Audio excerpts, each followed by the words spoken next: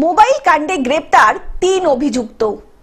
Mobile চুরি তদন্তে নেমে বড়সড় সাফল্য পেল চন্দননগর থানার পুলিশ। রবিবার গভীর রাতে মোবাইল ট্র্যাক করে চন্দননগর জামপুকুর এলাকা থেকে ৩ যুবককে গ্রেপ্তার করল পুলিশ। তাদের কাছ থেকে উদ্ধার করা হয়েছে শতাধিক মোবাইল। পুলিশ সূত্রে জানা গিয়েছে ধৃতরা সকলেই আসানসোলের জামুরিয়া থানা এলাকার বাসিন্দা। 8 মাস হলো ঘর নিয়েছিল, ঠিক আছে, 2 মাস ছিল, চলে গেছে।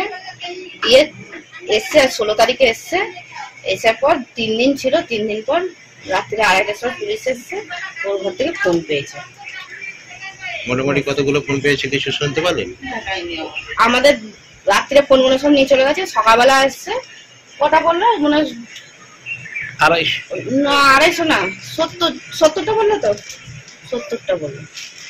প্রায় 8 মাস আগে একটি ঘর ভাড়া নিয়েছিল বছর 45-এর কীর্তন নোনিয়া, সঙ্গে ছিল বছর 26-এর শুভম নোনিয়া এবং বছর 23-এর রোহিত কুমার নোনিয়া।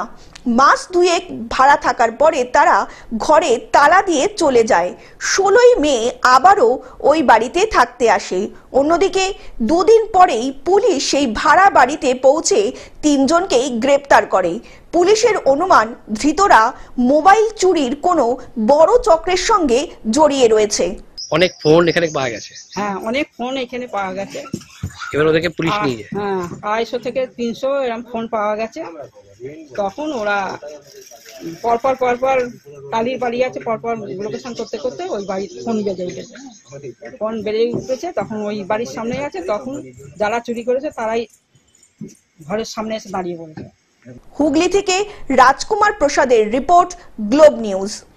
এখন থেকে গ্লোব টিভি দেখুন আপনার স্মার্টফোনেও। গুগল প্লে স্টোর অথবা অ্যাপল স্টোর থেকে ডাউনলোড করুন গ্লোব টিভি লাইভ অ্যাপ। এছাড়া জিও টিভি অ্যাপ থেকে দেখুন গ্লোব টিভি লাইভ।